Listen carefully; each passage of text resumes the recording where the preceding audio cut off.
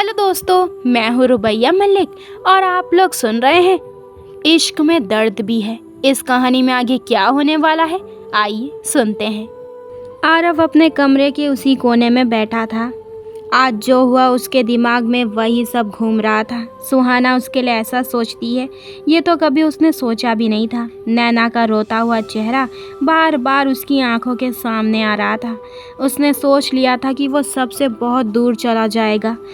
दूसरी तरफ कुछ देर बाद विवान कमरे में वापस आता है। उसके हाथ में खाने की प्लेट थी। पलक अभी भी सिसक रही थी। विवान उसके पास जाता है और उसको बाजू से पकड़कर उठाते हुए कहता है, खाना खा लो और बिना नाटक करे चुपचाप खा लो। पलक एक बार भी उसकी तरफ नहीं देखती और ना वो खाना शुरू करती है। विवान कहता है, सुनाई नहीं देता तुम्हें? पलक कहती है, पहले तुम खाओ। विवान मन में कहता है, बहुत ज़िद्दी है ये लड़की। ये सोचता हुआ वो चुपचाप एक निवाला खा लेता है। पलक के होठों पर हल्की सी मुस्कान आ जाती है जिसे विवान देख लेता है। वो बेरुखी से बोलता है, ज़्यादा खुश होने की ज़रूरत नहीं है, भूला नहीं हूँ मैं अभी भी तुम्हारी बातें। पलक कुछ नहीं बोलती, बस चुपचाप उसके साथ खाना खाने लगती है। दोनों में से कोई कुछ नहीं बोलता। हाँ, पर दोनों साथ साथ खाना खा रहे थे। बेशक विवान उससे नाराज़ था, पर पलक का ख्याल पूरा रख रहा था। शायद इसी को प्यार कहते हैं। दूसरी तरफ नैना भी वंश के साथ बिस्तर पर लेटी हुई थी। वंश तो कब का सो गया था, पर वो जाग रही थी। नींद नहीं आ रही थी उसको। पूरी रात वो ऐसे ही खुली आंखों से निकाल देती है। अगले दिन ऑफिस में आरव आज जल्दी ऑफिस आ गया था। कुछ अधूरे काम थे उसके जिसे वो जाने से पहले ख़त्म करना चाहता था, और वो ये भी नहीं चाहता था कि उसके जाने के बारे में किसी को भी पता चले। उसने पियून को कैबिन में बुलाया, फिर उसे कुछ समझाया। इसके बाद पियून बाहर चला गया। अब स्टाफ मेंबर्स भी आने लगे थे। कुछ ही देर में इतराते हुए सुहाना भी आती है और सीधा आरव के कैबिन में जाने लगती है। पीछे से पियून कहता है, एक मिनट मैम। सुहाना पीछे मुड़कर देखती है और कहती है, क्या है?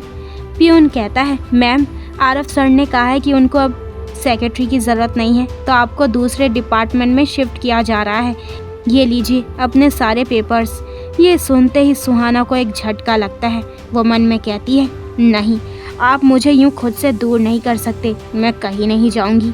उसको बहुत गुस्सा आने लगा था। वो पेपर्स छीनकर दनदनाते हुए आरव के पास जाने लगती है। पियून एकदम से कहता है, मैम, आरव सर ने इस वक्त किसी से भी मिलने के लिए मना करा है। सुहाना लगभग चिल्लाते हुए कहती है, उनसे मिले बिना मैं कहीं नहीं जाऊंगी। वो इतनी ज़ोर से बोल रही थी कि उसकी आवाज़ आरव के कानों तक भी पहुंचती है। वो एक झटके से उठता है और अपने कैबिन से बाहर जाकर बेहद गुस्से से कहता है, क्या शोर हो रहा है यहाँ पर? फिर पियून की तरफ देखकर कहता है, क्या परेशानी है? पियून कहता है, सर वो ये मैडम। आरव सुहाना को लगभग डांटते हुए कहता है, क्या परेशानी है मिस सुहाना? तुम्हें एक बार में समझ नहीं आता? वहाँ पर और भी लोग थे जो सब देख रहे थे। आरव जानबूझकर सुहाना को डांट रहा था ताकि सुहाना के सर से ये पागलपंती उतर जाए। आरव दो टूक बात करते हुए कहता है, तुम्हें एक बार समझ नहीं आया? तुम्हें दूसरे डिपार्टमेंट में शिफ्ट कर दिया गया है। अब यहाँ तुम्हारा कोई काम नहीं। सुहाना कहती है, और अगर मैं मना कर दूँ तो? आरव कहता है, तो फिर तुम यहाँ से जा सकती हो। इस ऑफिस में तुम्हारे लिए कोई जगह नहीं है। ये कहकर वो वापस अपने कैबिन में चला जाता है। सुहाना आंसू भरी आंखों से उसकी तरफ देख रही थी, पर जल्दी ही उन आंसुओं की जगह गुस्से ने ले ली थी। वो पैर पटकती हुई वहाँ से चली जाती है।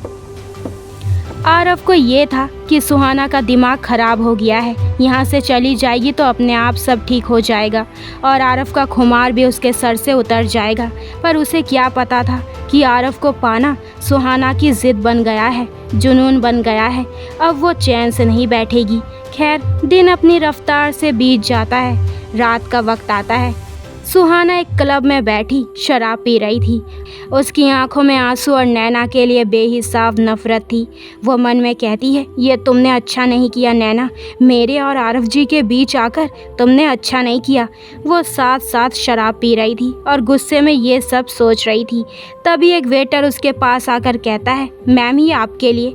वो एक पेपर उसकी तरफ बढ़ाता है। और चला जाता है। सुहाना उस पेपर को खोलकर पढ़ने लगती है। अगर आरव राठौर को पाना चाहती हो तो इस पते पर आकर मिलो फौरन। ये पढ़ते ही सुहाना की आंखों में चमक आ जाती है। उसे इस वक्त अच्छा बुरा सही गलत की कोई होश नहीं था। उसके सर पर तो बस आरव को पाने का जुनून सवार हो गया था। वो कुछ भी सोचे समझे बिना उस आदमी से मिलने के लिए चली जाती है, जो कोई और नहीं नकाबपोश था।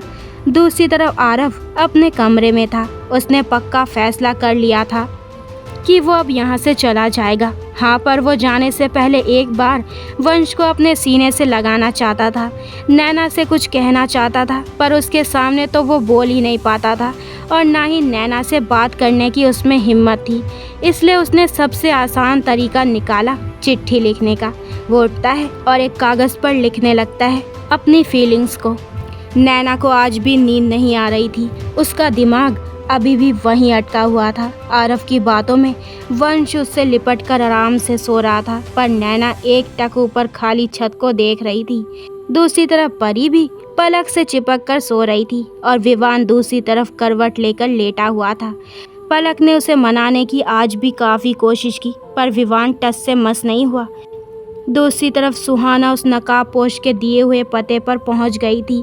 घर का दरवाज़ा पहले से ही खुला हुआ था और अंदर पूरा अंधेरा था।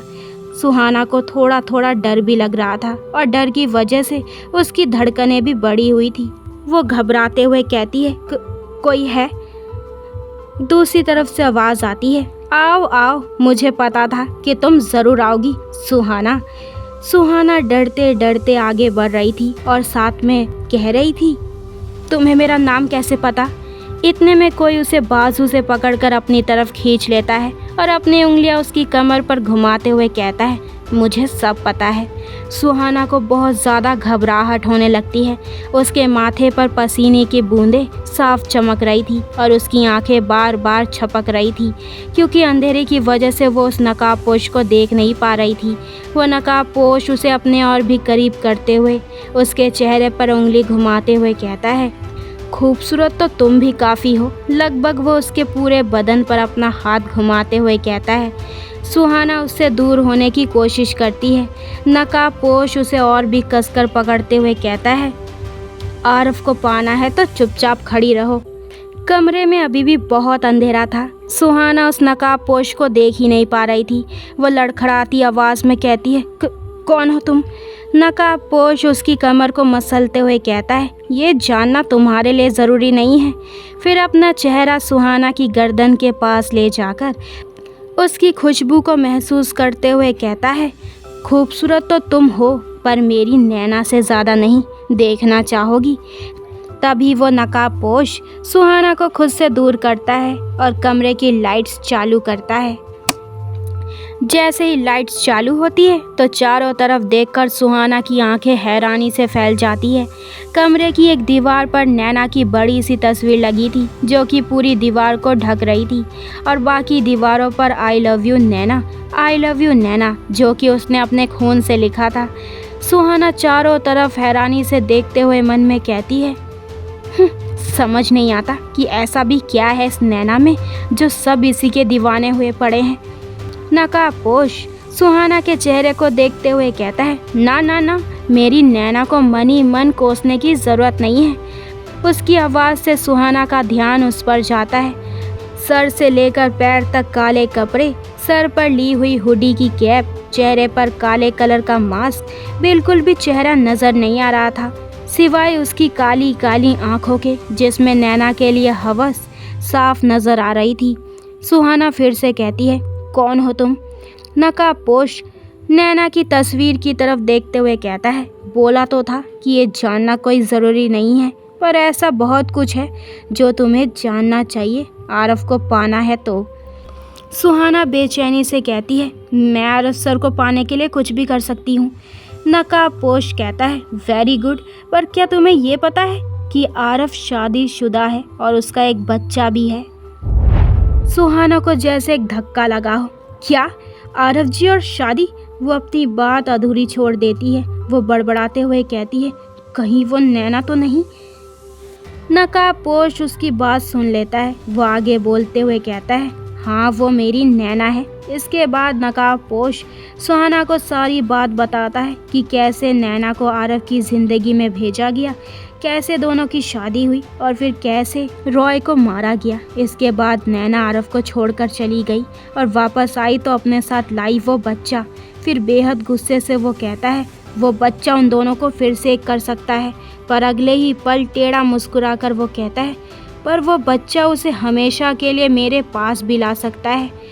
सुहाना हैरानी से कहती है मैं समझी नहीं। इसके बाद नकाबपोश सुहाना को कुछ समझाता है, जिसे सुनकर सुहाना के चेहरे पर भी शैतानी हंसी तैर जाती है। उन दोनों ने कोई तो प्लान बना लिया था। अब दोनों ही बहुत जल्द एक बड़ा धमाका करने वाले थे। खैर रात बीत जाती है और एक नया सवेरा, एक नया दिन होता है जो पता नहीं किसकी ज़िंदगी में क्या मोड़ लाएगा, ये तो किसी को भी नहीं पता। आज संडे था तो ऑफिस और स्कूल दोनों की ही छुट्टी थी। नैना उठ गई थी पर वंश अभी भी चैन से सो रहा था। नैना पूरी रात चैन से नहीं सो पाई थी, इसलिए वो जल्दी उठ गई थी। उसने अपने लिए एक कप चाय बनाई और वो चाय का कप लेकर अपनी बालकनी में चली गई और वहाँ रखी कुर्सी पर बैठकर चाय पीते पीते वो किसी गहरी सोच में गुम होने लगी। कुछ देर बाद उसके घर की डोर बेल बजती है। मोहिनी दरवाज़ा खोलती है तो सामने विशाल और उसकी वाइफ खड़े थे। इतने में नैना भी नीचे आ जाती है और दोनों को देखकर कहती है अरे वाह, तुम दोनों तो ईद का चांद हो गए हो अब। वो दोनों मुस्कुराते हुए अंदर आते हैं। उनके पीछे ही दो लड़कियां अंदर आते हुए कहती है सरप्राइज। नैना उन दोनों को हैरानी से देखते हुए कहती है सोनिया, नेहा, तुम दोनों। वो जल्दी से जाकर दोनों के गले लग जाती है। वो दोनों भी उसे कसकर पकड़ लेते हैं। विशाल की वाइफ भी जाकर उन तीनों को हग कर लेती है। विशाल सबको देखकर कहता है अरे भाई, सब आपस में ही गले मिलते रहोगे क्या? मैं भी हूँ यहाँ पर और बिल्कुल अकेला खड़ा हूँ, कोई तो मुझे भी गले से लगा लो। वो चारों विशाल की तरफ देखती है और फिर चारों एक साथ कहती है शट अप विशाल। इसी के साथ पूरा माहौल हंसी में बदल जाता है। कुछ ही देर में सब एक साथ बैठकर चाय नाश्ता कर रहे थे और खूब हंसी मजाक कर रहे थे और चारों मिलकर विशाल की खिंचाई कर रहे थे। इतने में वंश भी उठकर नीचे आ जाता है और सबसे मिलता है। विशाल उसे लेकर बाहर जाते हुए कहता है अब चारों आराम से मेरी बुराई करो, मैं तो चला अपने बडी के साथ घूमने। जाते जाते वो अपनी वाइफ को इशारा करता है। नेहा नैना के हाथ पर अपना हाथ रखते हुए कहती है अब बता तू कैसी है? नैना कहती है अरे तेरे सामने ही तो हूँ। सोनिया कहती है हम इस नैना की बात नहीं कर रहे, हम उस नैना से पूछ रहे हैं जो तेरे हंसते हुए चेहरे के नीचे उदास सी हमें नज़र आ रही है। ये सुनते ही नैना अपनी नज़रें झुका लेती है। विशाल की वाइफ कहती है तो फिर तुमने क्या सोचा है आरव के बारे में, उसे माफ़ करोगी या? नेहा बीच में ही कहती है अरे यार क्यों माफ़ नहीं करेगी, ही डिज़र्व वन चांस। सोनिया कहती है हाँ, फिर उसके अंदर आए बदलाव को हम सब ने देखा है। उसे अपने किए पर किस हद तक पछतावा है, ये बात तो किसी से भी छिपी नहीं है ना नैना?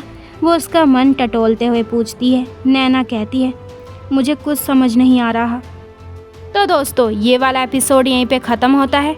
अगले एपिसोड में हम जानेंगे सुहाना और नकाबपोश आरव और नैना की ज़िंदगी में कौन सा बड़ा तूफान लाने वाले हैं। क्या इस बड़े धमाके से इन दोनों की ज़िंदगी में बहुत बड़ा बदलाव आने वाला है? और क्या नैना आरव को माफ़ करके अपनी ज़िंदगी में आगे बढ़ेगी या फिर आरव सबको छोड़कर बहुत दूर चला जाएगा? तो आगे के एपिसोड और भी इंटरेस्टिंग होने वाले हैं, तो मेरे चैनल को जल्दी से सब्सक्राइब करें ताकि आपको मेरे न्यू एपिसोड के नोटिफिकेशन सबसे पहले मिल जाए। लाइक शेयर करें और कमेंट करके मुझे ज़रूर बताएं कि आप लोगों को ये स्टोरी कैसी लग रही है। अपना ख्याल रखें। बाय दोस्तों।